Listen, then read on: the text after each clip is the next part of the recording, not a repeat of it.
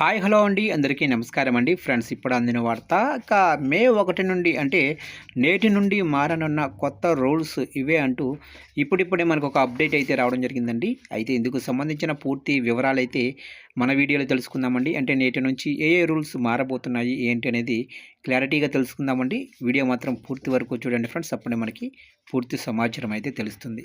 Late చేయకుండా టాపిక్లోకి వెళ్ళిపోదాము. ఇక ప్రతి నెలలాగే ఈ నెల మొదటి తేదీన కూడా సామాన్యుడి జేబుకి సంబంధించిన అనేక నిబంధనలు మారాయి. మే 1, 2026 నుండి దేశవ్యాప్తంగా వాణిజ్య చిన్న సిలిండర్ల ధరలు పెరిగాయి. అంతేకాకుండా ఎల్పిజి డెలివరీకి సంబంధించిన నిబంధనలు కూడా మారాయి.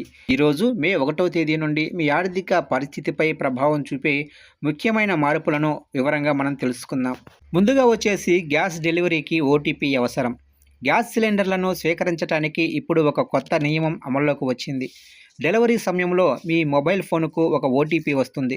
మీరు ఈ ఓటీపీని డెలివరీ చేసే వ్యక్తికి చూపించే వరకు సిలిండర్ డెలివరీ చెయ్యరు. దీనివల్ల దొంగతనం, తప్పుడు డెలివరీ నివారించవచ్చు. అలాగనే రెండవ మార్పు, ఎల్పిజి సిలిండర్ల ధరలు కూడా పెరిగాయి. నెల ప్రారంభంలో ద్రవ్యోల్బణం పెరిగింది. 19 కేజీల వాణిజ్య ఎల్పిజి సిలిండర్ ధర సుమారుగా 993 పెరిగింది. అయితే 14.2 కేజీల గృహ వినియోగ సిలిండర్ ధర ఇంకా పెరగలేదు. అయినప్పటికీ హోటళ్లు, రెస్టారెంట్లలో పెరిగిన గ్యాస్ ధరల వల్ల బయట భోజనం చేయటం మరింత ఖరీదైనదిగా మారవచ్చు. అలాగనే మూడవ మార్పు, ఏటీఎం విత్డ్రాయల్ నియమాలు మారాయి. ఏటీఎం వినియోగ నియమాలు ఇప్పుడు మరింత కఠినతరమయ్యాయి.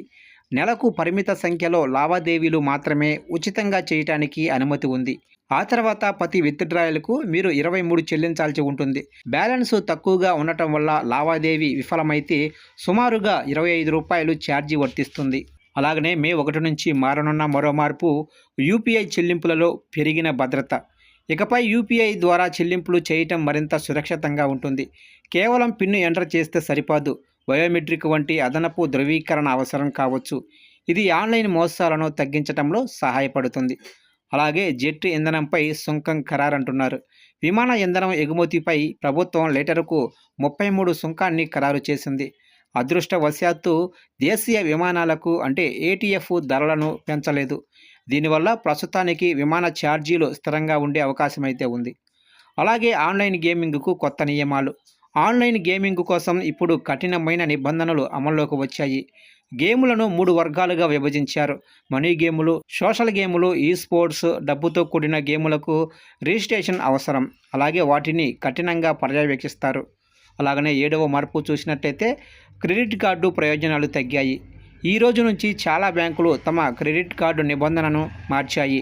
ఇకపై మీరు మీ విద్యుత్ బిల్లు లేదా అద్దె చెల్లించేందుకు తక్కువ రివార్డు పాయింట్లను పొందుతారు. లేదా కొన్ని సందర్భాల్లో మీరు అదనపు ఛార్జీలను కూడా చెల్లించవలసి రావచ్చు. ఈ విధంగా ఈ రోజు నుంచి అంటే మే 1 నుంచి కొన్ని ఆర్థికపరమైన లావాదేవీలకు సంబంధించి కొన్ని మార్పులు చేర్పులు చేస్తున్నట్లుగా తెలుస్తుంది.